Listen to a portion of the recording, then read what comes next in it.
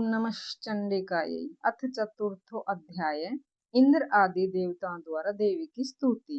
सिद्धि की इच्छा रखने वाले पुरुष जिनकी सेवा करते हैं तथा देवता जिन्हें सब ओर से घेरे रहते हैं, उन जया नाम वाली दुर्गा देवी का ध्यान करें। उनके श्रीअंगों की आभा काले मेघ के समान श्याम है। वे अपने कटाक्षों से शत्रु समूह को भय प्रदान करती है। उनके मस्तक पर आबद्ध चंद्रमा की रेखा शोभा पाती है। वे अपने हाथों में शंख, चक्र, कृपाण और त्रिशूल धारण करती हैं।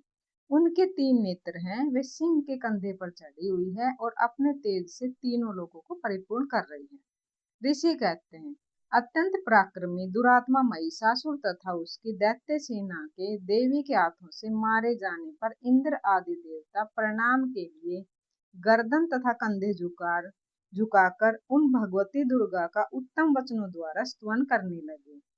उस समय उनके सुंदर अंगों में अत्यंत हर्ष के कारण रोमांच हो आया था। देवता बोले, संपूर्ण देवताओं की शक्ति का समुदाय ही जिनका स्वरूप है तथा जिन देवी ने अपनी शक्ति से संपूर्ण जगत को व्याप्त कर रखा है, समस्त देवताओं और महर्षियों की पूजनीय उस जगदम्बा को हम भक्ति पूर्वक नमस्कार करते हैं। वे हम लोगों का कल्याण करें। जिनके अनुपम प्रभाव और बल का वर्णन करने में भगवान शेषनाग, ब्रह्मा जी तथा महादेव जी भी समर्थ नहीं हैं, वे भगवती चंडिका संपूर्ण जगत का पालन एवं अशुभ भयों का नाश करने का विचार करें। जो पुण्य आत्माओं के घरों में स्वयं ही लक्ष्मी रूप से, पापियों के यहाँ दरिद्रता रूप से, शुद्ध अंतःकरण वाले पुरुषों के हृदय में बुद्धि रूप से, सत्पुरुषों में श्रद्धा रूप से, कुलीन मनुष्य में लज्जा रूप से निवास करती हैं, उन आप भगवती दुर्गा को हम नमस्कार करते हैं। हे देवी, आप संपूर्ण विश्व का पालन कीजिए। हे देवी, आपके इस अचिंत्य रूप का, असुरों का नाश करने वाले भारी पराक्रम का तथा समस्त देवताओं और दैत्यों के समक्ष युद्ध में प्रकट किए गए आपके अद्भुत चरित्रों का हम किस प्रकार वर्णन करें।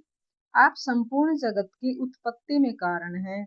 आप में सत्वगुण, रजोगुण, तमोगुण ये तीनों गुण मौजूद हैं, तो भी दोषों के साथ आपका संसर्ग जान नहीं पड़ता। भगवान विष्णु और महादेव जी आदि देवता भी आपका पार नहीं पाते हैं। आप ही सबका आश्रय हैं। ये समस्त जगत आपका अंशभूत है, क्योंकि आप सबकी आदिभूत अव्यापकृता परा प्रकृति देवी हैं। हे देवी, संपूर्ण यज्ञों में जिसके उच्चारण से सब देवता तृप्ति लाभ करते हैं, वह स्वाहा भी आप ही हैं। इसके अतिरिक्त आप पितरों की भी तृप्ति का कारण है। अतएव सब लोग आपको सौधा भी कहते हैं। हे देवी, जो मोक्ष की प्राप्ति का साधन है, अचिंत्य महाव्रत स्वरूपा है, समस्त दोषों से रहित, जितेंद्रिय, तत्व को ही सार वस्तु मानने वाले तथा मोक्ष की अभिलाषा रखने वाले मुनिजन जिसका अभ्यास करते हैं, वह भगवती पराविद्या आप ही हैं। आप शब्द स्वरूपा हैं। अत्यंत निर्मल ऋग्वेद, यजुर्वेद तथा उद्गीत के मनोहर पदों के पाठ से युक्त सामवेद का भी आधार आप ही हैं। आप देवी, त्रयी और भगवती यानी 6 ऐश्वर्य से और तीनों वेदों से युक्त हैं। इस विश्व की उत्पत्ति और पालन के लिए आप ही वार्ता यानी खेती अथवा आजीविका के रूप में प्रकट हुई हैं। आप संपूर्ण जगत की घोर पीड़ा का नाश करने वाले हैं। हे देवी, जिससे समस्त शत्रुओं का सार का ज्ञान होता है, वह मेधा शक्ति भी आप ही हैं। दुर्गम भवसागर से पार उतारने वाली नौका रूप दुर्गा देवी भी आप ही हैं। आपकी कहीं भी आसक्ति नहीं है। कैटभ के शत्रु भगवान विष्णु के वक्षस्थल में एकमात्र निवास करने वाली भगवती लक्ष्मी तथा भगवान चंद्रशेखर द्वारा सम्मानित गौरी देवी भी आप ही हैं। आपका मुख मंद मुस्कान से सुशोभित, निर्मल, पूर्ण चंद्रमा के बिंब का अनुकरण करने वाला और उत्तम स्वर्ण की मनोहर कांति से कमनीय है। तो अभी उसे देखकर महिषासुर को क्रोध हुआ और उस सहसा उसने उस पर प्रहार कर दिया। तो ये बड़े आश्चर्य की बात है कि हे देवी, वही मुख जब क्रोध से युक्त होने पर उदय काल के चंद्रमा की भांति लाल और तनी हुई भौं से विकराल हो उठा, तब उसे देखकर उस महिषासुर के प्राण तुरंत नहीं निकले। उससे भी बढ़कर आश्चर्य की बात यह है, क्योंकि क्रोध में भरे हुए यमराज को देखकर भला कौन जीवित रह सकता है।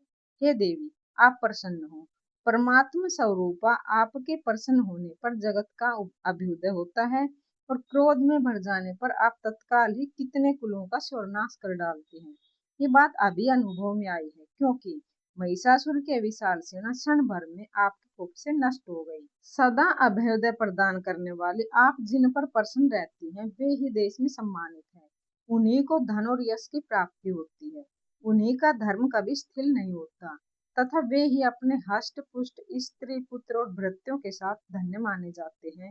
हे देवी, आपकी ही कृपा से पुण्यात्मा पुरुष प्रतिदिन अत्यंत श्रद्धा पूर्वक सदा सब प्रकार के धर्म अनुकूल कर्म करता है और उसके प्रभाव से स्वर्ग में जाता है। इसलिए आप तीनों लोकों में निश्चय ही मनोवांछित फल देने वाली हैं। हे माँ दुर्गे, आप स्मरण करने पर सभी प्राणियों का भय हर लेती हैं और स्वस्थ पुरुषों द्वारा चिंतन करने पर उन्हें परम कल्याणमयी बुद्धि प्रदान करती हैं। दुख दरिद्रता और भय हरने वाली देवी, आपके सिवाय दूसरी कौन है जिसका चित्त सबका उपकार करने के लिए सदा ही दयार्द रहता हो। हे देवी, इन राक्षसों के मारने से संसार को सुख मिले तथा ये राक्षस चिरकाल तक नरक में रहने के लिए भले ही पाप करते रहे हों, इस समय संग्राम में मृत्यु को प्राप्त होकर स्वर्ग में जाएं, ऐसा निश्चय करके आप शत्रुओं का वध करती हैं। आप शत्रुओं पर शस्त्रों का प्रहार क्यों करती हैं? समस्त असुरों को दृष्टि पात्र से ही भस्म क्यों नहीं कर देती? इसमें भी एक रहस्य की बात है कि ये शत्रु भी हमारे शस्त्रों से पवित्र होकर उत्तम लोकों में जाएं। इस प्रकार उनके प्रति भी आपका विचार अत्यंत उत्तम रहता है।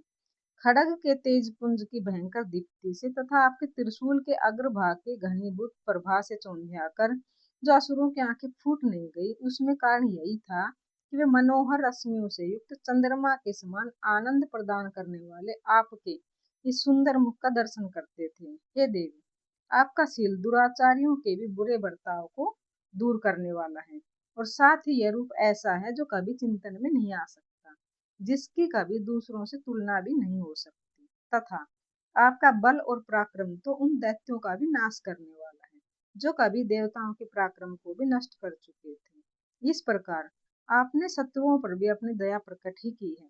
हे वरदायिनी देवी, आपके इस पराक्रम की किसके साथ तुलना हो सकती है तथा शत्रुओं को भय देने वाला एवं अत्यंत मनोहर रूप आपके सिवाय और कहाँ है?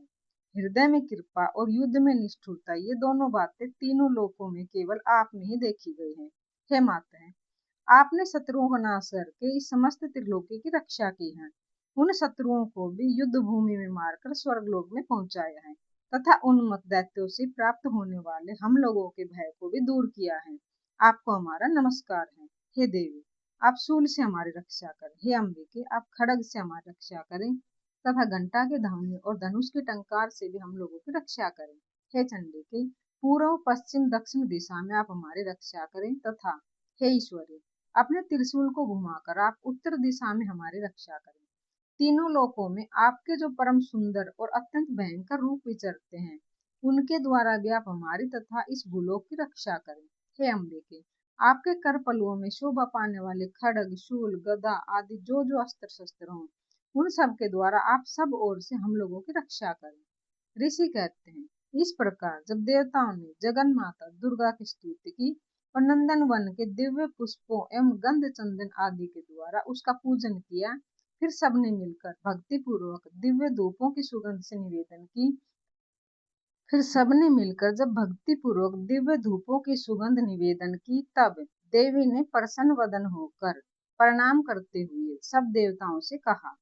देवी बोली, देवताओं, तुम सब लोग मुझसे जिस वस्तु की अभिलाषा रखते हो उसे मांगो। देवता बोले, भगवती ने हमारी सब इच्छा पूर्ण कर दी, अब कुछ भी बाकी नहीं है, क्योंकि हमारा यह शत्रु महिषासुर मारा गया। हे महेश्वरी, इतने पर भी यदि आप हमें वर देना चाहती हैं, तो जब जब हम आपका स्मरण करें, तब तब आप दर्शन देकर हम लोगों के महान संकट को दूर करें। हे प्रसन्न मुखी अम्बिके, जो मनुष्य इन स्तोत्रों द्वारा आपकी स्तुति करे, उसे वित्त समृद्धि वैभव देने के साथ ही उसकी धन और स्त्री आदि संपत्तियों को भी बढ़ाने के लिए आप सदा हम पर प्रसन्न रहें। ऋषि कहते हैं, राजन, देवताओं ने जब अपने तथा जगत के कल्याण के लिए भद्रकाली देवी को इस प्रकार प्रसन्न किया, तब वे तथास्तु कहकर वहीं अंतर्ध्यान हो गई। हे भूपाल, इस प्रकार पूर्व काल में तीनों लोकों का हित चाहने वाली देवी जिस प्रकार देवताओं के शरीर से प्रकट हुई थी, ये सब कथा मैंने कह सुनाई। अब पुनः देवताओं का उपकार करने वाली वे देवी दुष्ट दैत्यों तथा शुम्भ निशुम्भ का वध करने एवं सब लोगों की रक्षा करने के लिए गौरी देवी के शरीर से जिस प्रकार प्रकट हुई थी, वह सब प्रसंग मेरे मुंह से सुनो, मैं उसको यथावत कहता हूँ। इस प्रकार देवी महात्म्य के शक्र आदि स्तुति नाम का चतुर्थ अध्याय समाप्त।